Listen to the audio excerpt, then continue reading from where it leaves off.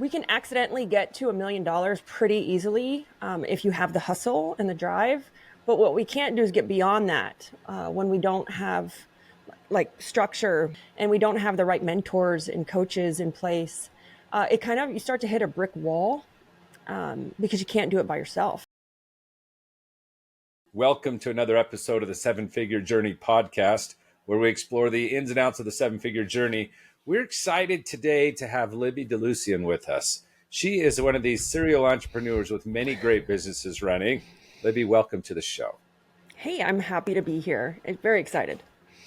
We are too.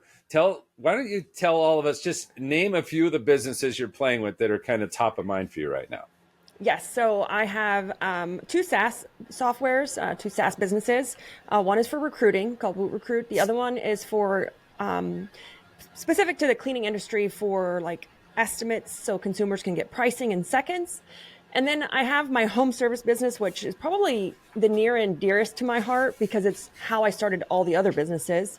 And that is professional organizing and residential and commercial cleaning. And we have 3 locations with that one. We have an Oklahoma, Texas, and Florida location with that. Very cool. And how long have you been doing this entrepreneurial journey? More than 2 years?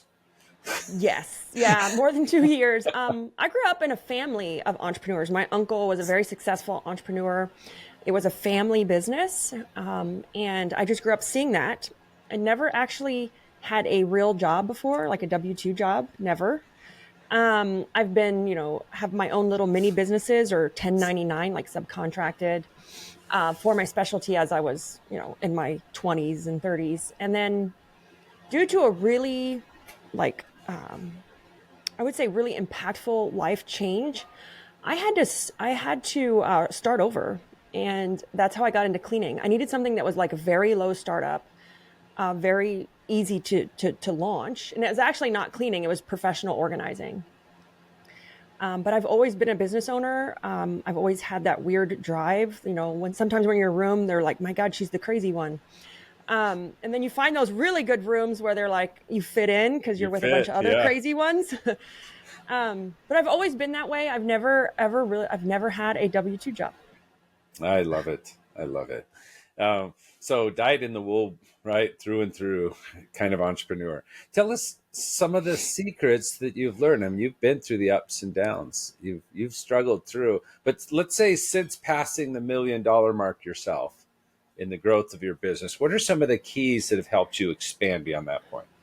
So when you say secrets, like prior to this second life journey, we're going to call it, where I launched the organizing cleaning, I had bars and restaurants, super successful, a lot of revenue, but it all ended with a divorce. And that's why I had to start over that second time. So I think we can accidentally get to $1 million pretty easily if you have the hustle and the drive. But what we can't do is get beyond that when we don't have like structure and we're growing on our personal side and like maintaining that health, and we don't have the right mentors and coaches in place. You start to hit a brick wall because you can't do it by yourself. And that's the one thing I learned. I think that's the secret is when we look at all these successful people, they're not doing it by themselves. They're not up coding all night to try to get the product launched or, new feature updates. They know how to hire and delegate and lead people. And I think once we figure out that it's not all about us and we have to have that structure, because I've seen so many people accidentally get to $1 million. Like, I don't even know how I got here. But I think that will quickly either go backwards or slow down and we plateau because we have to start focusing on what's the most important part of that next level. So I'm a huge advocate. My secret is investing in yourself. If you guys knew the amount of money I paid for mentors or coaches, it's nauseating sometimes when I look at it. I'm like, oh my God. But I couldn't have gotten to where I've gotten without it because I launched a SaaS and I have no clue ever. And I push all young people. Like if you have children and they're in high school, you don't need to be a coder to launch a SaaS company. Like you don't need to have all this technical background, and it's so exponential. And it's amazing to see like how it can grow, how it's non-linear. Like my home service company is more linear growth. I need more people to make more money. But when, I launched that SaaS, I had no clue. I went out and found a mentor, which is Dan Martell. I went out and found a mentor specifically in SaaS that helped me. So my secret is don't try to figure it out yourself. It'll take you 20 years when you could just pay for that answer. Wow, I love that. And let's unpack a few of these. You already did on one of them. So you said, hey, we can get to 1 million just with hustle, grit, and luck. But the moving beyond, you said structure, but you right away leaned on to you've got to be able to hire and lead the right people. And that's what you meant by structure. You're kind of talking about the organization structure, what's going to support and do all this work. That was a big key. And then the other one was don't try to learn the lessons alone. You did that. You did that hustling to 1 million. A lot of us did. Stop that. Go find your mentor. Go find your coach. And not just any coach or mentor, but one that specializes right in the spot you most need. I don't know about you, Ed. I was just on a call with someone and we've all kind of hired a coach along the way, especially earlier in our growth, where they were sort of the business coach, and they kind of thought they could help in everything, but really they were only good at one thing, right? And they kind of hang on. But you've learned to identify, this is what I need. I need this specific coach. Yeah. And I mean, I have like a handful of different people. And at times I'm questioning, oh my God, why am I paying for so many different people? And then I think back and look, well, they're helping you with specific issues. And I want to give you an example. My son, he's 16. He's a junior in high school, and he wants to play college basketball, right? He's 16 years old. Do you know that kid has 4 coaches right now? Well, actually 5. 16 years old, has 5 coaches because he knows what he wants. He has a nutritionist, a speed coach, a mental coach, right? Agility. And then he has his regular basketball coach, his regular high school. So he has 5 coaches, right? Because you could work out all day long, but if you don't have the mental game in check, he's not going to be successful. He could work out all day long, but if he's not eating right and understands how to fuel his body, and I have been trying to get that kid to eat right for 16 years, I hired a coach. And he started. And now all of a sudden he's like, Mom, I need broccoli. I'm like, who are you? And where did you come? Oh, well, my nutritionist said, and I haven't said that for 16 years, but but it's aligned. It's aligned with what he most wants now. And so he's ready for the change. Yeah. And so he knows what he wants. And I think one of our biggest issues is we don't know what we want as business owners because we were really good at that trade or that thing. And then we accidentally stumbled to, now we have a team member and that, or we're too embarrassed to say what we want out loud because we don't think we're worthy of it or that we can reach it, or we're scared of fear. I'm sitting here staring at my, my affirmations. It's taped in front of my computer from Think and Grow Rich, how, you manifest. And I think that we're not great at that. Like I didn't learn that for the first couple of years. I was just trying to figure it out. And I think that's our wall sometimes, especially with women in business. I hear this. I do a little bit of, talking to our industry leaders, and, they either don't think they're worthy or they're scared of the success because they don't know how to handle it. Yeah. Don't believe that they can have it because who are they? Right. And afraid to dream too big because they're worried about how big the fall will be or whatever else. I think we all suffer with some of that. This was the third thing that you mentioned in passing right there at the beginning, which was we've got to make sure that as we grow to go past that 1 million, your hustle runs out. It's like you're in the wrong gear. Or you get exhausted. The hustle runs out. Yeah. And if you don't manage the personal and the energy and all of that, all of it can come crashing down around us, right? Now, how have you learned to manage some of your personal growth and your own sanity, the strength that you need to lead at this next level? So it's funny because we mentioned Dan Ralph. before we started. And Mhm. he told me, sitting with him, and he goes, Libby, the companies are growing so fast, they're going to outgrow you. Yeah. You are the bottleneck. And I was like, oh my God. And you know that, but till someone tells you, like the nutritionist told my son to eat broccoli, you don't, it impacts you in a different way when you hear somebody else tell it to you, or it was timely, right? The information was hit me at the right time. So how do I manage it? The first thing that happened to me is, it's if you're that entrepreneur that's currently exhausted, or you have like apathy for your own business, or it's like Sunday night and you're dreading Monday, Mm. you might need to look at, like, are you tired? Are you burnt out? Are you overwhelmed? And the first thing I did was the realization of, I got tired of being tired. I had my daughter during this whole building these three companies, and I had put on a lot of weight. And we don't really make that correlation at the beginning, that, like, I'm eating fast food in my car because I have to go here, I have to be there, I have an appointment. And the first thing I did was, I got tired of being tired, and I went out and I sought a doctor, a health, like a weight loss doctor, because I knew we all know how to do everything. It's just that we just need accountability, and we need some more structure. We're And getting another coach. especially with business, we know what to do, but it's either like not relevant or timely. And so I went out and I told my husband, I'm gonna get a doctor, because if I pay her, I'm gonna pay attention.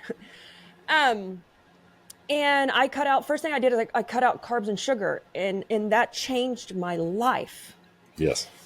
It changed my life. I had clarity and I had energy, and it made me a better leader, which sounds so ironic. um, it changed my life. And then I got, on the exercise kick, and now I'm even like the evolution of it. It's been 3 years of me cutting out carbs and sugar, and now I'm a complete carnivore. We won't get into that. It's a little extreme, but I'm always looking for the next level, the next version of myself. And that's one thing I do, is health. It's what we put in our mouth affects us, how we show up as leaders. The next one is exercising. I hit about 7 miles a day. I'm getting older, so it's like strengthening and core, but it releases those endorphins that we need, right? It also brings back that innovation and creativity that we seem to lose when we're exhausted. And if you And feel sedentary, yeah. right? And we don't think we're Mhm. sedentary, but if you're stuck to your desk because you're cranking away and thinking so much, you are. Your body's sedentary, and so your mind begins to slow, right? Yeah. And then lastly, it's working on my mindset. Um, I'm in a group, and they always make us do crazy stuff. And at first you're like, why are they doing this to us? Like last quarter, we jumped off a 475-foot building, like rappelled off the end of it. Like this quarter, we ate fire. They taught us how to like eat fire. And, last year, we practiced with the Navy SEALs on like how not to drown, and they tied our hands together and they threw us in a pool. Um, and now I know why. Like, it's your mindset. It's facing fear. It's understanding how to manage it. We do a lot of spiritual work, a lot of mindset work, a lot of breathing work, and it's working on that side of you that, when you're faced, with trying not to drown, the next time a problem happens, you're just kind of like, oh, this is nothing compared to, like, you know, having my hands tied and Drowning. thrown in a pool. Yeah, that's right. um, So it's that mindset, and everyone can do this different. The group I'm in, we're a little extreme, um, but it's made me not to be scared and have more control over my mindset and how we have to face fear when it comes to fear in business. And so there's a direct correlation to like that mindset, fear and courage, controlling our mind and our breathing, and how that affects how we show up every day. I love that. Well, Libby, I feel like we should just keep handing you the mic everywhere we go and let you share another piece of wisdom, because and these were key, right? You've got build the structure. That's the right people, and organize them in a way that they're lifting, they're building. It's not you doing the work anymore. It's you leading a cause, leading a group to go and do something great. And you can lead things you have no idea how to do. That's something Yeah. you shared. Two, right? The number two thing you shared on there was like, hey, find your mentors, find your coaches, and every area you need help. Don't think it's a one size fits all. Find the expert, get what you need from them, find the other expert. And if you need to have 2 or 3 at a time to push you through to your next level, do it, because those lessons are learned faster and we pay attention to those people we're paying.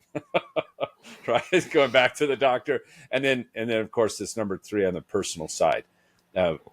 Your mind, your body, your spirit are part of this growth. And if you don't think it is, it's going to crush you. And so build it, right? If you want to be the leader you need to be for next level, build the rest, build the capacity, build your resources to go out there and succeed and be intentional about it. And just really, really great insight. So thank you. I paid a lot of money to learn that. It sounds like you have. Like I think the listeners should all send in the $5,000 a piece just to cover some of the million that you've paid out in coaches. But worth every single penny. Yeah, absolutely. What are you working on now? Maybe we could give you 15 minutes of coaching that can take you to another level. What's your next challenge? That's the beauty of entrepreneurship. You always earn the next challenge. So I'm in the middle of writing a book, and I will say it's a pretty intimidating process. We just finished. I hired a ghostwriter. I can't write. Again, hire people to do it for you. But in that process of writing, I came to some affirmations of like, I still struggle with imposter syndrome because I'm like, who's gonna want to read anything I have to say, right? Like, what does it matter what I have to say? And as much as I may sound like I have it together, I have days where I have doubt, and so it's still working for me. I think my struggle is still working on becoming that leader. I think it's mastery. Like it's a chase. You're never going to achieve it, but we're going to die trying. Yeah. And for me, it's still mindset. It's still mindset. I came from, when I said my life, like that life-changing event that happened, it was a divorce, but I came from an abusive alcoholic relationship of my ex. So I still struggle with mindset and imposter syndrome every day, and have to have like those things in place to keep me on point and not let me go backwards. Yeah. Yeah. So it's just continue working on like mindset. How do I continue to become that leader that my team needs? And working on that imposter syndrome. Well, let's play with some of that. I've had the opportunity of working with a lot of business leaders and civil leaders, just people around what they're working on. And there's a bit of a hack that I haven't seen many people using as much as they could, mostly because the popularity of you do you, work on yourself, all of those types of things, those phrases, keep a self as a center. Mm-hmm. And when a self is a center, we can play with self-doubt now. We can play with imposter syndrome. Am I good enough? We can have our mindset stuck there. And so one of the hacks that's not new, it's been around a long time, and you've already done it with some of your businesses, but we can do it in a personal sense, is to build a vision on a personal side. What is my vision? Give me a why that's so powerful that I can forget myself. So that's the hack. Yeah, I love How that. do I forget myself? Now, it's not forget the tool, my body, mind, and everything else I've been given to go and do. I'm still going to care for those things. But this self-image, this self-thinking is sacrificed to the purpose that's beyond. And so if we were to take this higher level purpose, Libby, if you stripped yourself of all businesses, of all things around you now and all current tasks and projects, and you were to serve something that you felt was worthy, it was why your existence is even there. Like, I will always serve that. Is there something there? Some key to you? What's that? And there is, because this is, it's, some people call it different things, like the third mountain, or like I've heard it called different things. And so I've been dabbling in it a little bit, like probably not enough, but enough to know that there is a greater purpose. There is a why beyond me. And, I get very passionate about women in business, and also our youth, like people in high school looking to start businesses. But I really get very passionate about women in business, and that self-doubt, because I know it, but starting from nothing. So when I got divorced, I got kicked out of my house, and the locks were changed and my kids were taken, all because he was sick. He was struggling with an addiction, and I don't blame him for any of it. But, I remember the day sitting on the curb, like kicked out of my own house, and not having anything, just literally the clothes I had on.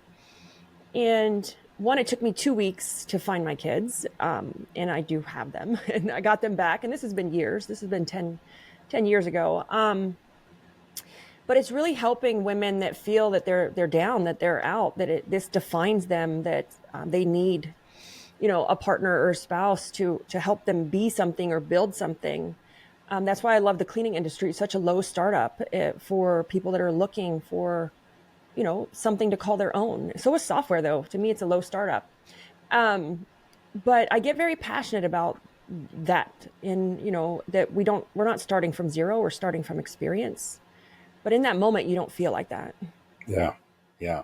Okay. So let's play with it just a little bit. Just go maybe one step further.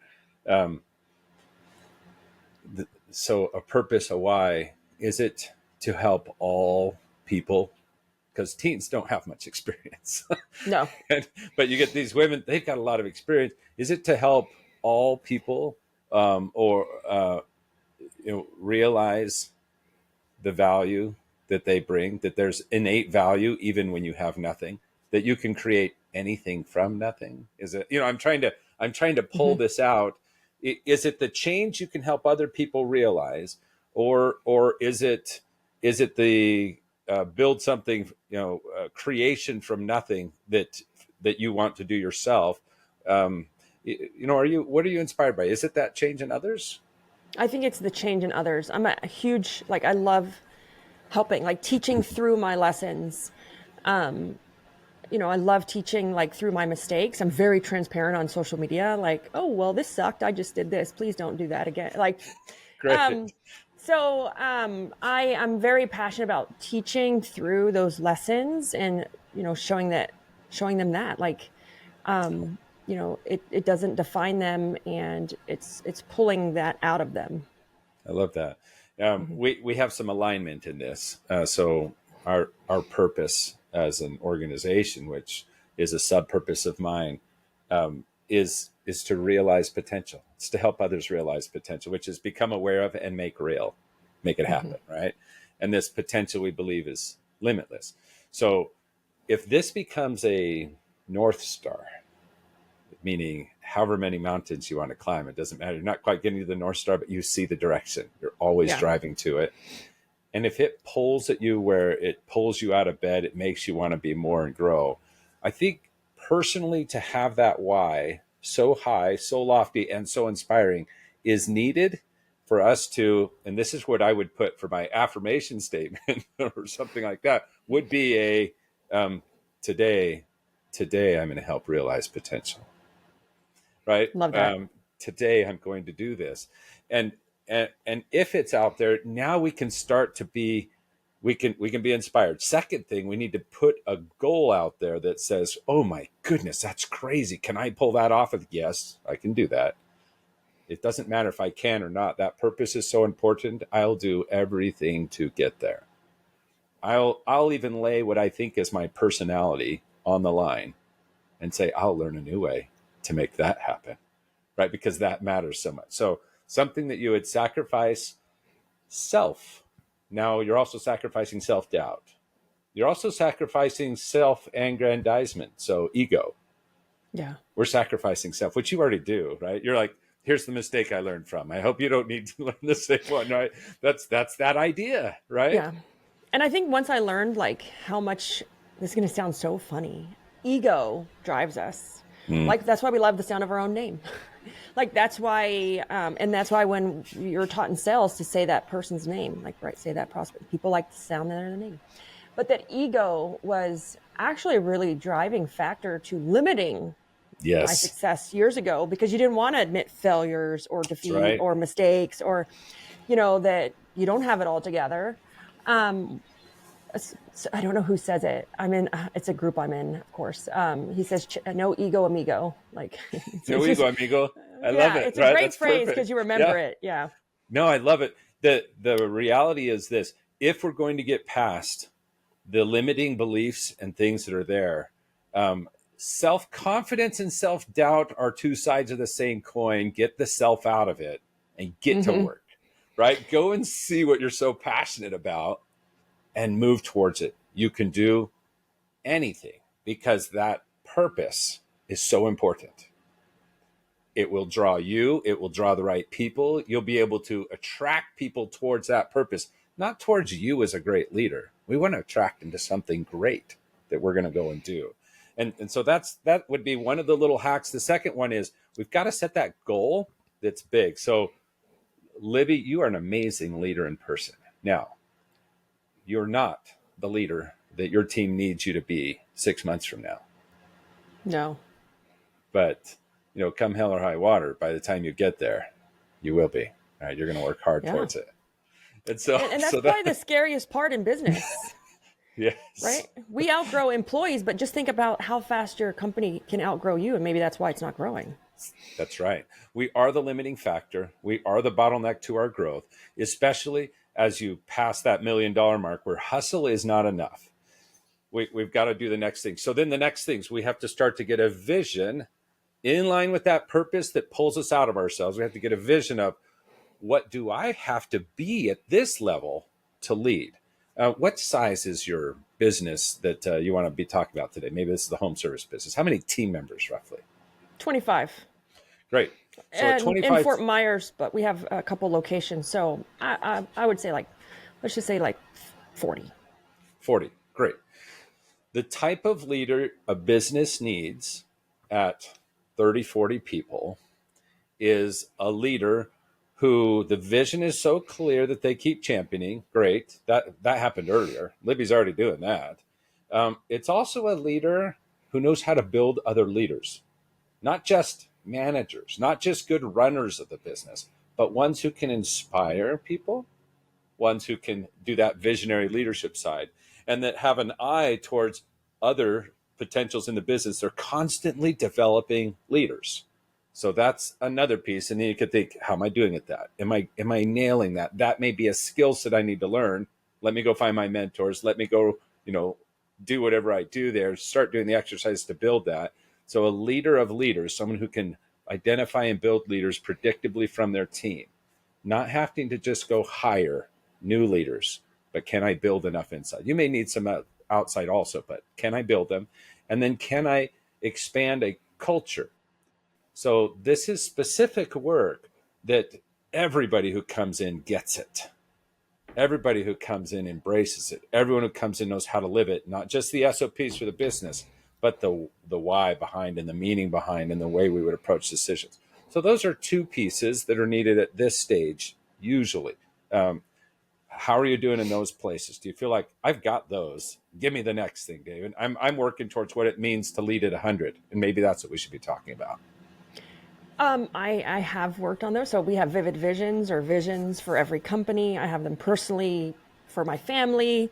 We've made and worked on those. I will say that process alone changed my life.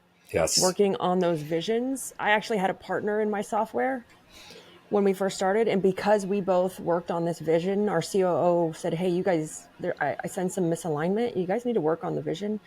We actually broke up because of that exercise, Yep. but for the best. Like, it was a great exercise. We kind of saw, like, hey, the end was the same, but not the journey. And so that's great. I'm working on more of like managing that 100, and moving. So I like to move fast and moving fast. Perfect. Make sure that your next level leaders get and understand not just your vision, but how that's created, run, and put into the hearts of their teams as well as you do. So that's going to be a key piece, that they get it so deeply and they're doing it, so that your line employees say, I'm all in. I get it. I love it. Right? They're growing and seeing. As you're starting to go towards your 100, one of the things that tends to fall apart sometimes is that there's pieces you're doing to manage the big structure and see how things have to be organized in that future. And you're doing it, and you're able to do it for the 40, right? And you're able to pull them together and see it, and they all do that. Well, your next level group have got to learn how to do that structural vision of what they have to build and how they strategically need to work together. And this can be challenging, but as you get into that spot, does each of the different groups, teams, departments, however they're organized, do they understand who's the dog and who's the tail? Yeah. I Right? think that's currently where we're at exactly is, Okay. with our leadership team or head of departments, whatever you want to call them, management, everybody calls them something different. Yeah. Just don't bring us the issues or the problems, bring us the solution as well. That's right. Because that's where you need to be right now, because we're too large for Libby to fix everything. That's right. And to teach and train them to think strategically. It right now they may run a team, run a part, but do they understand how that delivers on the customer value that we're after? And do they understand how that builds the capabilities we need to win when we're at 100, when we're at 300, right? And so it tends to be some of the key work right now in order to succeed. So 100 doesn't become a plateau and we can blow past it, is that each one of these leaders needs to start thinking like a CEO. And if they can't, they're not probably the right leader. That's right, if they can't. And so our job is to, how good am I at identifying where they're at and then giving them the opportunities, working them through to build them to that role, or to help them see, nope, you're going to be here. Let's promote others up to that role or bring in those people as we need. But that they're so bought in that they're not offended by. They just see it. They're glad to get it. They want that kind of leadership with their department. And we keep growing and building that. And so it's that next layer. Can we build them there? And you can, because you care so much about your purpose. You're going to help people really realize their potential, right? Yes. Break through those limits. Anyway, Absolutely. Hopefully some of those are helpful pieces. I know this is so high in the clouds in one sense, but in a practical way, you letting them ride shotgun at times, and sometimes you riding shotgun with them regularly in some of the work, and leading with questions to help them think through the way you might think through things till they all start thinking like that CEO. It's in the trenches work. It's just, you're not holding the shovel. You're walking, you're talking, you're right. You're helping them reconsider and blow their minds in new ways of thinking, teach them to eat fire, whatever. Until they overcome those fears and start making these kinds of decisions. That's powerful work. And hopefully you build them so fast that your company isn't growing fast enough to even use all of them. And you start spinning out. They're running their own businesses and they're helping, right? They're seeing, all of a sudden you have this ecosystem of friends running great businesses, helping each other. And that's an exciting place to be, which is where you're at right now. I love that. Yes, absolutely. And that's where we're at right now. Like, just noticing, hey, they need to step up. Like they need to be better leaders. And I have to make sure I'm doing my job as making sure that happens, because we can't just expect it to happen. Yes, absolutely. Yeah. And in this, I went down one path, and I do not want to lessen the other that you brought up. And so I'm just going to restate it for the listeners. Those same kind of plans, intentionality, time set aside, the work, the hard work being put in needs to be done in your family and personal life and in your community as well. You don't actually grow well as a body if you're just building one muscle and you don't have the other piece holding you direct and solid and moving forward. So to be the leader you need to be for your organization at 100 people, you need to be the person that you need to be.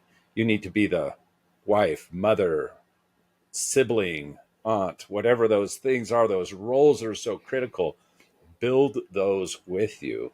They will support you. Otherwise, your skeleton will be pulled the wrong way because your muscles are overdeveloped on one side and under on the one, and things fall apart. Yeah, it's like in sports. I used to be a basketball coach, was very big into basketball, played for many years, but, we had a youth league, and some of the training that we got is like, they don't really like youth playing the same sport over and over and over. Yeah. Right. And it goes back to exactly what you said. And we see this with professional athletes, but this happens in business, and no one makes this correlation, is that it's you're over exhausting the same muscle. So you're more prone to injury. Yes. So why do you Yes. think as entrepreneurs, we're like burnt out at certain stages? Because we're over exhausting that muscle. That's right. And a lot of times we look at these really successful people and like, oh, they seem to have everything together. Oh, it's just their type. It's just because they are successful. Like, actually, it's because they're investing in building all of those muscles. They have to be good in those other areas if they're going to really run the race and have energy in the end to run the next level, right? Otherwise, they plateau. So great conversation, Libby. I enjoyed it. I wish I could say you got the value out of it you needed, but I loved our conversation. Oh, thank you. It was great. No, I did. You gave me affirmation that what I was thinking was the next phase. It is. It And is. I do love the third, like that third mountain, that why of, is it reaching women or people's potential? Yeah. And just keep stretching that out there. Dream Mm-hmm. bigger. That's fantastic. And the secret behind it is if I'm focusing on self, either in self accolades, ego, or self doubt, imposter syndrome stuff, think, wait a second. I have a why higher than me. I need to put self aside and serve that. And either one of those are destructive. And so this is one of the hacks. Get that Awesome. why, refocus on it. Hey, thank you. What a great conversation today. That's going to wrap up this round of the Seven Figure Business Owner the Seven Figure Business Owner podcast.